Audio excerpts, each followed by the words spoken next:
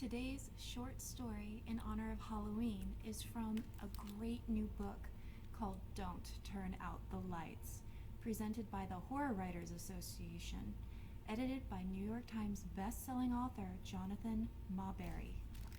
The name of the short story is The Carved Bear by Brendan Reichs. The little wooden bear had twinkling eyes made of shiny blue glass, a brown nose, cute rounded belly, small enough to fit in one's palm.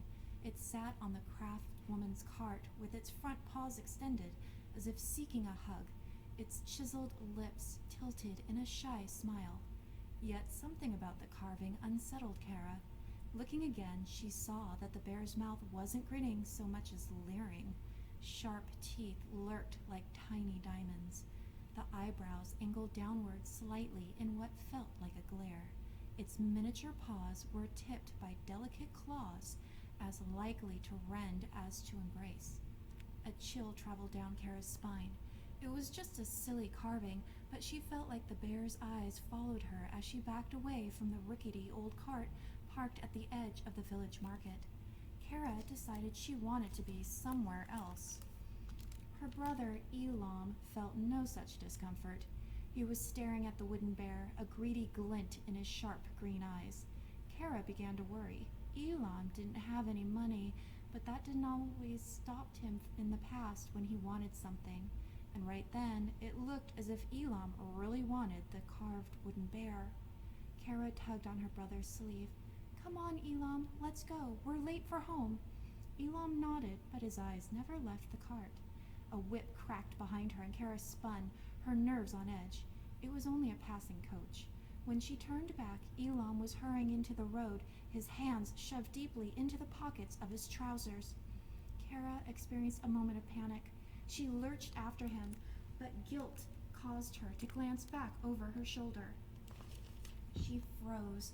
The craft woman was glowering in their direction as Elam scurried away.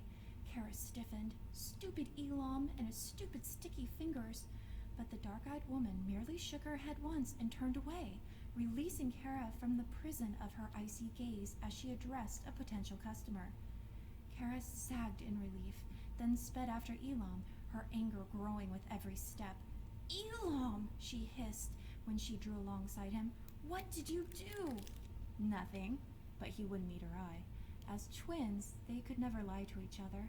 She always knew when Elam did, and, for her part, Kara always told the truth. "Elam, that woman saw you," Kara breathed. She still couldn't believe the crone hadn't pursued them.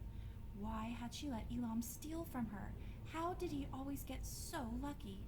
"She didn't, or she'd have come after me," Elam said. A nasty smirk stole across his face. "Because I do have something she'll miss." He pulled the wooden bear from his pocket and bounced it in one hand. Kara's temper flared white-hot again, but it quickly blurred to confusion. The bear her brother was casually tossing wasn't the one she'd seen on the cart.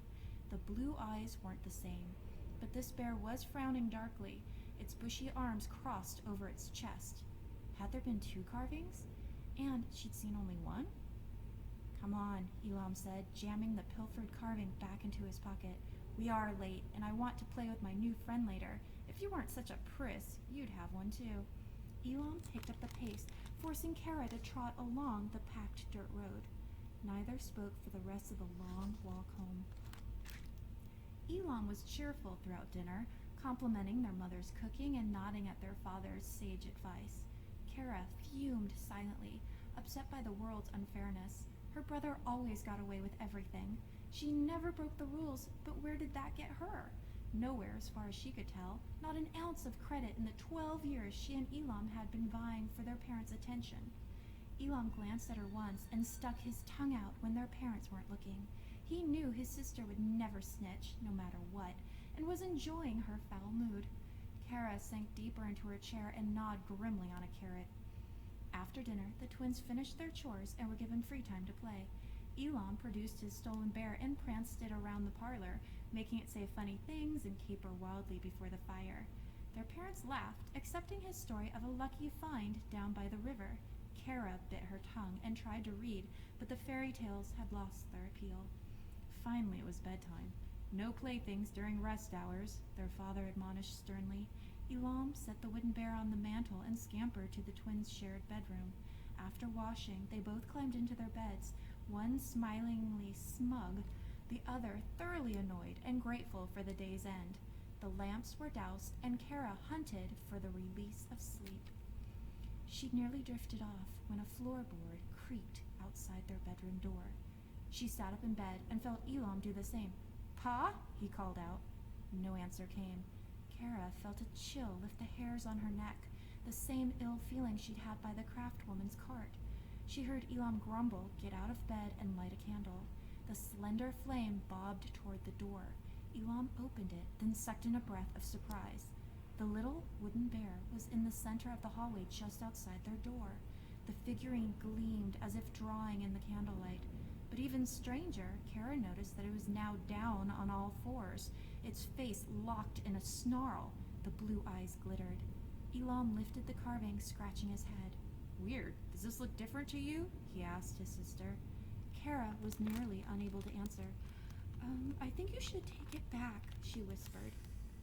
"Take it back?" Elam shot her a disgusted look. "After all the trouble I went through to steal it? Who would do such a thing?"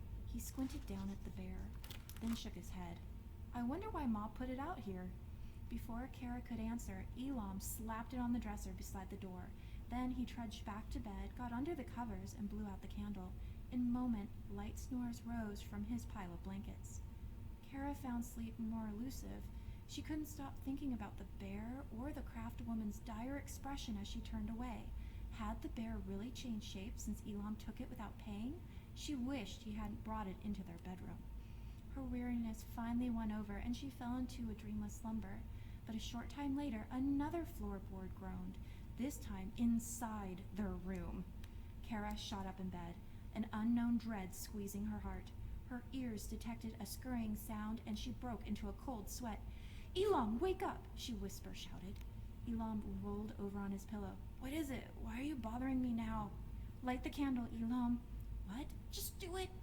After a string of petulant curses, Kara heard Elam fumbling with the matches. Candlelight bloomed, forming a pale circle. Kara leaned over and peered into the gloom. The little wooden bear was in the center of the floor between their beds.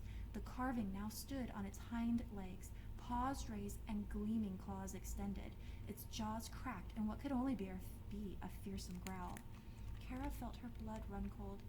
Elam, the bear, it moved and changed shape again. "Don't be silly," Elam scoffed, but his voice carried a quiver. "It's a carving. Candlelight fools the eye, that's all." Kara shook her head. "Elam, it was on the dresser. You need to get rid of it, put it outside somewhere, and then take it back tomorrow." Elam's head whipped around, eyes narrowing. "I see your plan, sister," he snarled. "You think to prank me with my own prize, so that I take it back like a dimwit. You're jealous, so you're playing a cruel game in the dark while I sleep." Kara's eyes widened. "Elam, no, I swear it." Elam hopped out of bed and kicked the wooden bear into the corner of the room. "Enough. The bear is mine. I stole it clean. Now leave off and go to bed. If you don't, you'll find your dolls floating in the well tomorrow." "Elam, please, I didn't take not one more word." He blew out the candle and yanked a blanket over his head. Kara choked back a panicked moan. She'd only wake her parents, and they'd be angry with her for disturbing their rest. Plus, they'd never believe her story. Kara wasn't sure of it herself. Maybe a draft had blown the bear off the dresser. Maybe its face got chipped in the fall, making her see things that weren't there. With no other recourse, Kara pulled her covers tight and hid her face, praying for morning to come. She vowed not to sleep at all, perking her ears and listening for the slightest sound.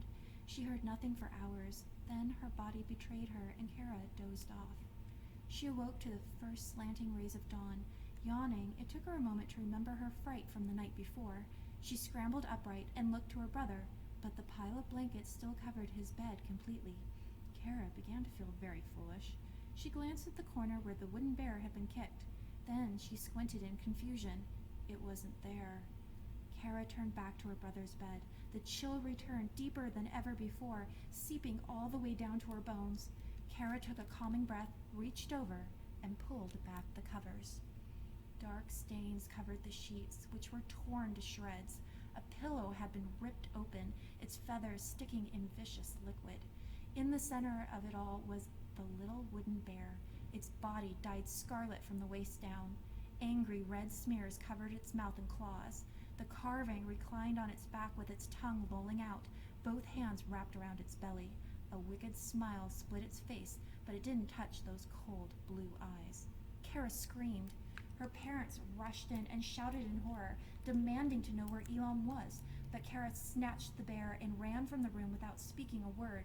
She bolted out of the house, down the road, and all the long way back to where the craftswoman's cart had been the day before. But when she arrived, the cart was gone, only muddy ruts signifying it had ever existed. Kara sat down and began to cry, flinging the bear to the ground in helpless despair. She heard it thud against something else. Dabbing her eyes, she spotted another wooden carving lying in the wet grass. She lifted it clear and wiped it with her fingers. It was a blonde-haired boy with polished green eyes, standing in denim overalls. "Elam," Kara breathed, her pulse thundering. The boy's engraved face stretched in an expression of horror, its hands reaching out as if for help. Kara hugged the carving to her chest and sobbed silently. Then she put the tiny figurine in her pocket and started the long walk home. She didn't tell her distraught parents what happened. They'd never believe her.